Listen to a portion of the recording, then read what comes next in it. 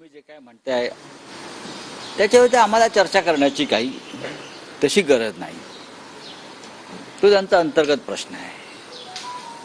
भारतीय जनता पक्ष हा प्रमुख पक्ष आहे आणि बाकीचे उरलेले जे दोन पक्ष आहेत ते आश्रित आहेत आणि जेव्हा आश्रित असतात आश्रितांना फार आवाज नसतो.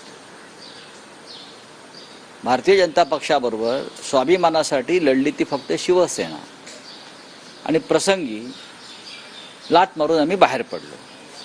ही हिंमत दुसऱ्या कोणामध्ये नाही. ती शिवसेनेमध्ये होती, आम्ही बाहेर पडलो. त्याच्यामुळे आता भारतीय जनता पक्षाचे दिल्लीतले जे गुजराती व्यापार मंडळ आहे ते जे काय त्यांच्यासमोर फेकतील तुकडे ते त्यांना निमूटपणे स्वीकारावे लागतील. स्वाभिमान, अभिमान, अस्मिता हे विषय संपलेले आहेत त्यांच्या बाबतीमध्ये. तर मुळातच बेकायदेशीरपणे मुख्यमंत्री केलं, बेकायदेशीरपणे सरकार हातात दिलं, हेच फार मोठ्या गोष्टी आहेत त्यांच्यासाठी. त्याच्यामुळे जे मिळते ते घ्या आणि गप्प बसा ही त्यांची एक भूमिका भारतीय जनता पक्षाची राहील. आणि आपण पहा, मी सांगतोय तेच सत्य राहील. स्ट्राईक रेट हे या विधानसभेत काय असतो वाटपाचं प्रमुख सूत्र असं दिसतंय. कारण लोकसभा निवडणुकीत स्ट्राईक रेट काय असतो? स्ट्राईक रेट हा स्ट्राईक रेट कोणामुळे झाला? हा स्ट्राईक रेट भारतीय जनता पक्ष आणि मोदी शहांमुळे झाला. याचं कारण असं आहे, मोदी आणि शहांनी निवडणूक आयोग आणि सर्वोच्च न्यायालयावरती दबाव आणला नसता. आय रिपीट, मोदी शहांनी निवडणूक आयोग आणि सर्वोच्च न्यायालयाची आरती केली नसती 2.5 वर्षापूर्वी, तर शिवसेना हा पक्ष बाळासाहेब ठाकरेंचा आणि चिन्ह धनुष्यबाण हे एकनाथ शिंदेना मिळालं नसतं, कायद्यानं मिळालं नसतं, घटनेनं मिळालं नसतं. आणि त्याच्यामुळे हा स्ट्राईक रेट जो आहे तो आणि पैसा आणि यंत्रणा, एकनाथ शिंदे किंवा अजित पवारांमध्ये स्ट्राईक रेटची एवढी खुमखुमी असेल तर स्वतःचा पक्ष काढावा, स्वतःचं चिन्ह घ्यावं आणि निवडणूक लढवावी आणि स्ट्राईक रेट दाखवावा, जरूर दाखवावा.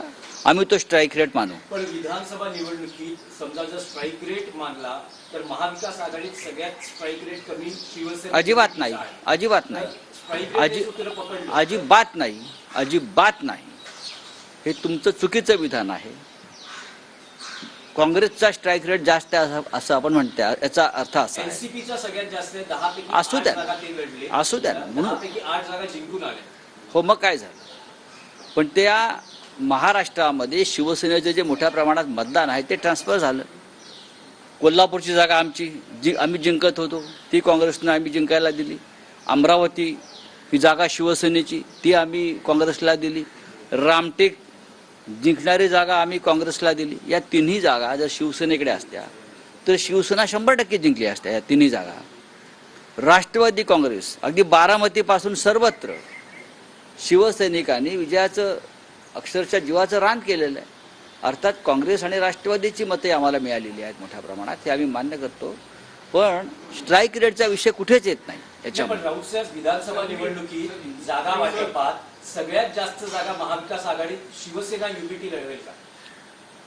उद्यापासून त्या संदर्भात आमची चर्चा सुरू होईल. जागा वाटपाची उद्यापासून 18, 19 आणि 20 हे 3 दिवस आम्ही सलग बसणार आहोत, तिन्ही पक्षाचे नेते. आणि त्यातून जे फॉर्म्युला येईल बाहेर, कोणी कुठे लढायचं, तो अंतिम राहील. काँग्रेस म्हणते की ते 125 जागा. काँग्रेस म्हणजे कोण? राहुल गांधी म्हणतायत की खरगे साहेब म्हणतात? तेवढं नेते तर म्हणत आहेत. बघा, शेवटी काँग्रेसचा निर्णय हा दिल्लीतून घेतला जातो. महाराष्ट्राच्या बाबतीत म्हणाले शिवसेना, उद्धव ठाकरे हे हायकमांड आहे. पण शिवसेनेची या क्षणाची मागणी किती आहे? मागणी असण्याचं काय? जिंकेल त्याची जागा, हीच मागणी कशी असते? जो